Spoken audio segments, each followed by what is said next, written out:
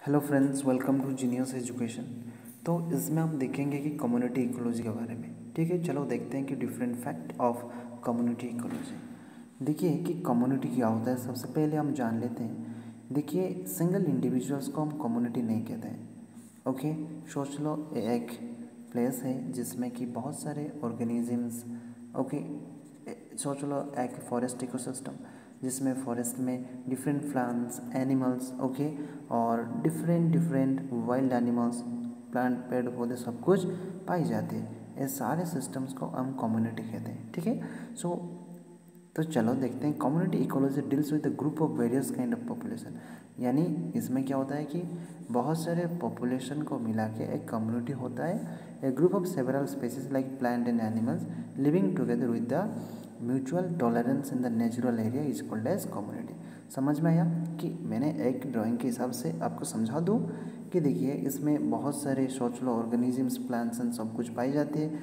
इन्हें सब कुछ को हम क्या बोलेंगे, कम्युनिटी कहते हैं। ठीक है, सो देखिए forest, a pond and the desert are natural communities. जैसे कि फॉरेस्ट एक कम्युनिटी हो गया, pond community, desert, natural community, सब कुछ होता है। A community as its own structure. Community में खुद का एक स्ट्रक्चर होता है, डेवलपमेंट, हिस्ट्री एंड बिहेवियर्स भी होता है। देखिए the community has the following characters. यानी कम्युनिटी में कुछ महत्वपूर्ण कैरेक्टर्स होता है जो कि कैरेक्टरिस्टिक्स कहते हैं, जैसे कि स्पीसीज डाइवर्सिटी। यानी क्या होता है, देखिए each community consists of different organisms like plants, animals, microbes.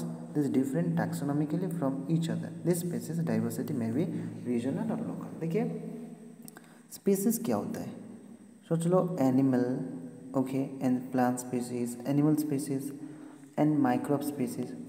Okay, वो डिफरेंट डिफरेंट स्पीसीज होते हैं। ओके, क्या हो गया, हम एक के बारे में तो नहीं पढ़ रहे हैं, हम बहुत सारे के बारे में पढ़ रहे हैं। तो इसका जो डाइवर्सिटी है, ओके, इसको कहते हैं species diversity. Okay, which are somehow dissimilar to each other and somehow similar to each other. दे में भी रीजनल हो सकते हैं और लोकल भी हो सकते हैं। ठीक है, जैसे कि स्पीसीज डाइवर्सिटी में हम जानते हैं कुछ डाइवर्सिटी के पॉइंट्स, जैसे कि जेनेटिक डाइवर्सिटी होता है। जैसे कि हम डीएनए हो गया, DNA is the genetic material. ठीक है, जो genetical structure human being, plants, microbes, ये सारे का सारे जो जेनेटिक मटेरियल होता है सिमिलर्स नहीं होता है ना, तो इसलिए क्या होता है, डिफरेंट होता है। तो ये डिफरेंट डाइवर्सिटी जो दिख रहा है ना, इसको जेनेटिक डाइवर्सिटी कहते हैं। समझ में आया। सेकेंड, थोड़ा सा देख लेते हैं कि स्पीसीज डाइवर्सिटी।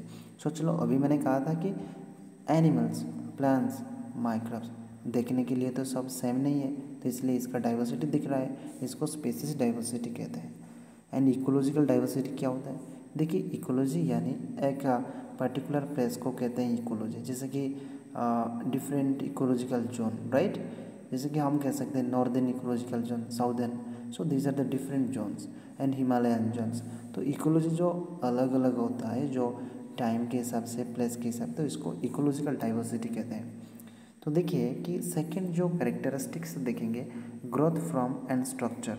सो देखिए इसमें लिखा है community can be analyse in term of major growth forms like trees, shrubs, herbs, etc. In each growth form and trees, there may be different kinds of plant as broadleaf trees, evergreen trees. These different growth forms determine the structural pattern of community. यानी देखिए community का जो growth, I think form को लेके भी growth from of structure कहा जाता है। जैसे कि हम कहते हैं ए एक ट्रीज़ है, ए छोटे छोटे श्रब्स हो गया, उसके बाद थोड़ा बड़ा जो हर्ब्स हो गया। तो देखिए सॉरी, इसको हर्ब्स कहते हैं, इसको श्रब्स कहते हैं, इसको ट्रीज कहते हैं। सो देखिए जो ये सब तो प्लांट्स कैटेगरी में आते हैं, प्लांट किंगडम में, लेकिन इसका जो स्ट्रक्चर होता है कहीं तो बड़ा होता है और कहीं तो छोटा होता है। ओके, एंड इसका भी प्लांट्स और ट्री का भी डिफरेंट डिफरेंट फैक्ट होता है। जैसे कि कौन सा ट्री बहुत बड़े होते हैं और एवरग्रीन्स भी होते हैं, ट्रॉपिकल फॉरेस्ट होते हैं, सब अलग अलग होते हैं। तो इसको कहते हैं हम कम्युनिटी का growth from of the structure. Okay, देखिए डोमिनेंस क्या होता है जान लेते हैं, डोमिनेंस के बारे में। ठीक है, डोमिनेंस यानी देखिए इस all species are not equal important in each community. The nature of the community is determined by the few species in a community. These limited species have control and dominating influence in the community. देखिए कि सोच लो एक community या ecology में रहते हैं। चलो ठीक है, सोच लो कि इसमें tigers, rabbit and different plants animals present है। तो देखिए इनमें से जो प्लांट्स हो या एनिमल्स सबसे ज़्यादा उस पर्टिकुलर एरिया में पाई जाती है उसको हम डोमिनेंस कहते हैं, जो कि एनवायरनमेंट से बहुत ही ज़्यादा एडजस्ट होके जीते हैं, राइट ना। तो देखिए सेल्फ रिलायंस का मतलब होता है क्या जानते हैं। देखिए self reliance, each community is a group of autotrophic plant as well as heterotrophic animal. This autotrophic plants are self dominant. देखिए कि सेल्फ रिलायंस, सेल्फ यानी खुद जो प्लांट्स अपना जो फूड को प्रोसेस करता है तो उसको ऑटोट्रोफिक प्लांट्स कहते हैं। और एज वेल एज कुछ आई थिंक हेट्रोट्रोपिक्स एनिमल्स होते हैं। और इसमें सेल्फ रिलायंस कौन होते हैं, जो कि खुद का खाना खुद बनाते हैं, उसको डेफिनेटली हम सेल्फ रिलायंस कहते हैं। That is the thing. And second one देखते हैं कि रिलेटिव अबंडेंस क्या होता है। Different population in a community exist in relative properties and this idea is called relative abundance. Abundance क्या होता है, देखिए सोच लो एक प्लांट्स कम्युनिटी है जो कि प्लांट्स का डिफरेंट श्रब्स एंड हर्ब्स होते हैं, राइट ना।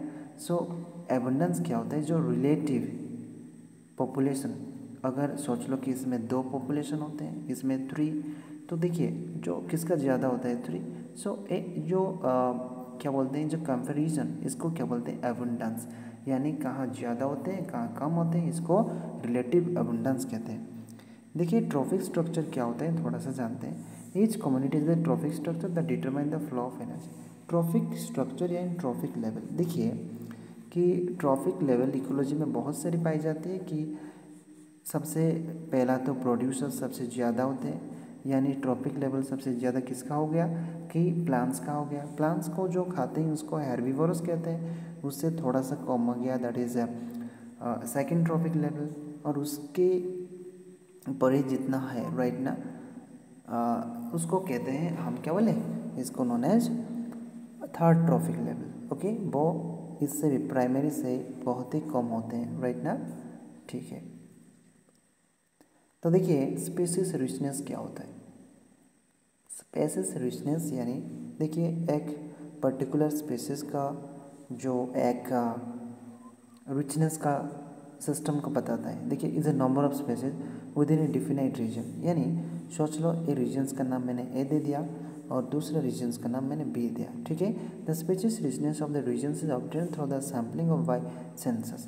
देखिए अगर हम इसमें रिसर्च करने के लिए हमको भेजा गया तो हम क्या करेंगे, रिसर्च करेंगे कि पर्टिकुलर एक प्लेस में हम डिफरेंट प्लांट्स और एनिमल्स को सर्च कर रहे हैं। सोचो कि मैं प्लांट्स का रिसर्च करता हूँ तो एक पर्टिकुलर एरिया में मुझे कितना स्पीसीज दिख रहा है और जो भी दिख रहा है कौन सा स्पीसीज सबसे ज़्यादा मिला उसको इस प्लेस का पर्टिकुलर स्पीसीज रिचनेस कहते हैं, ठीक है। तो राइट,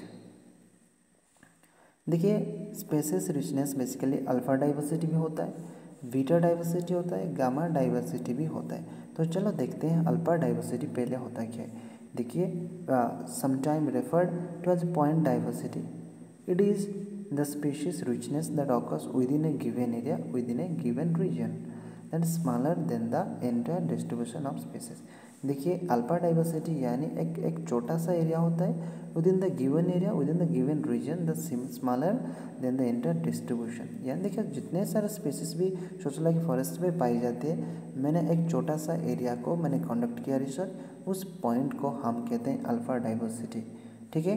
देखिए बीटा डाइवर्सिटी का मतलब होता है क्या समझते हैं। At the rate at which species richness increase as one moves in the straight lines across the region from one habit to another habit.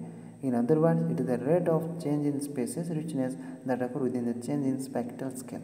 देखिए सिंपली आपको एग्जांपल के हिसाब से मैं इसमें बता दूँ कि सोच लो एक एरिया है और दूसरा एरिया ए भी है, ठीक है। तो क्या किया मैंने कि सबसे पहले इस प्लेस में मैंने रिसर्च करने के लिए गया, तो जितना स्पेसिस इसमें मुझे मिला, तो देखिए अनदर एरिया में मैं जाऊँ तो मुझे क्या होगा कि डेफिनेटली उससे ज़्यादा या कम मिलेगा।